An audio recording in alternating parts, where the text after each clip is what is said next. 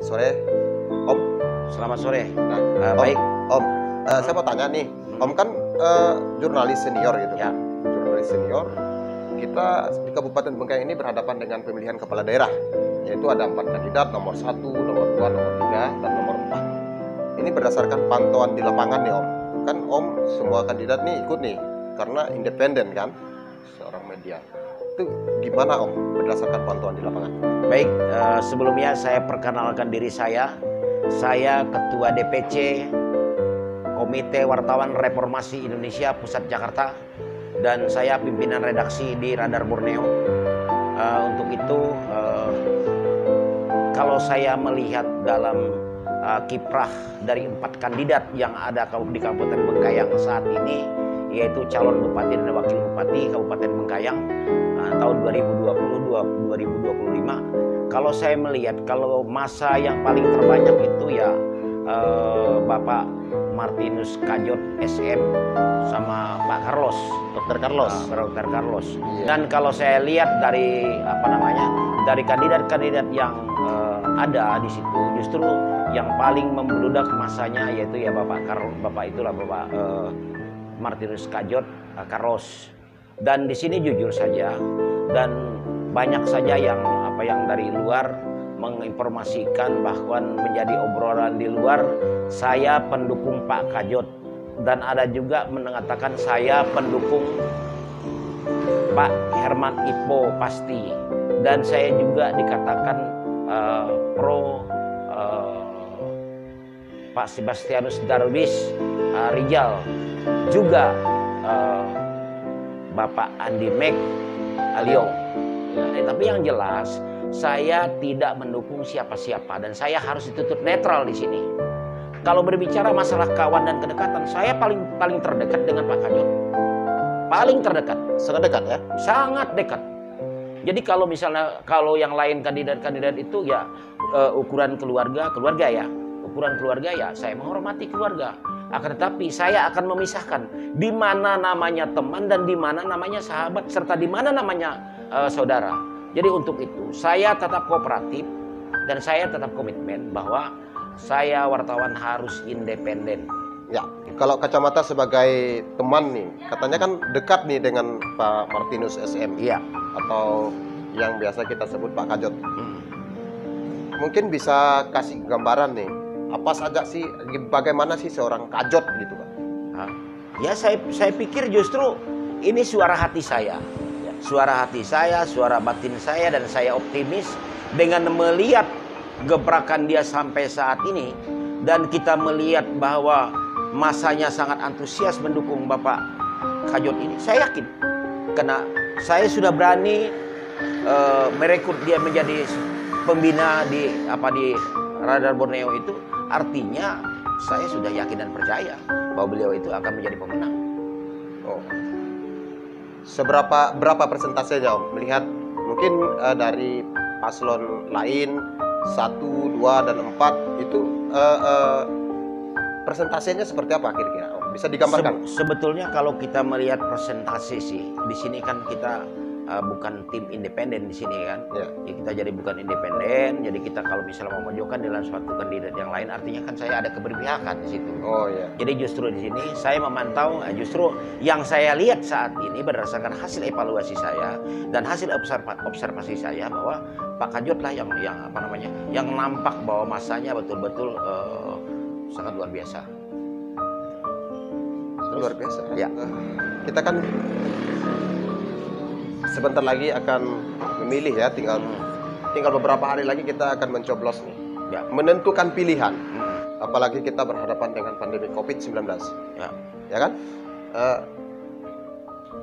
Bagaimana Om arahan kepada masyarakat Bengkayang pada khususnya? Ya. Ataupun masyarakat di mana saja yang sedang menyelenggarakan pemilihan kepala daerah serentak di tahun 2020 ini? Ya. Intinya begini.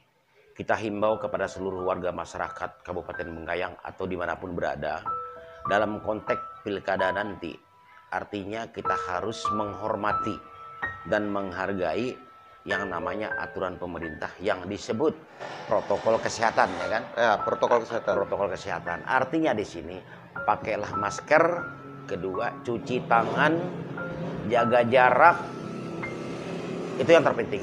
Dan kedua, kepada seluruh warga masyarakat juga, datanglah beramai-ramai ke TPS, jobloslah orang yang menjadi menjadi satu keinginan kita yang sesuai dengan hati nurani.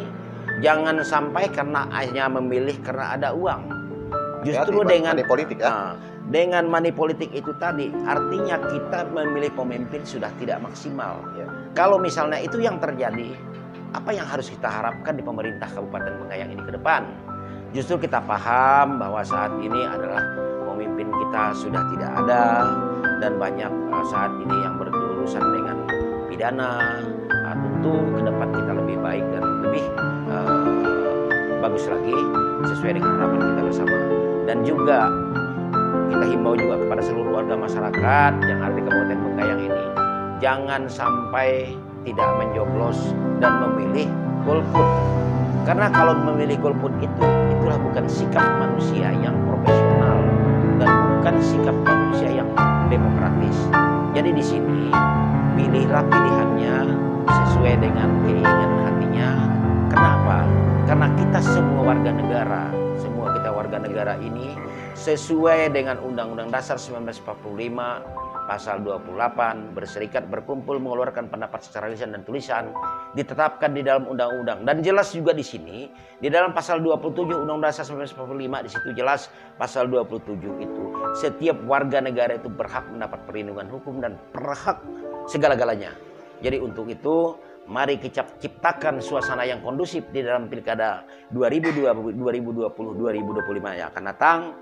Pilihlah pemimpin yang baik, pilih pimpinan kita yang betul-betul proporsional dan proporsional.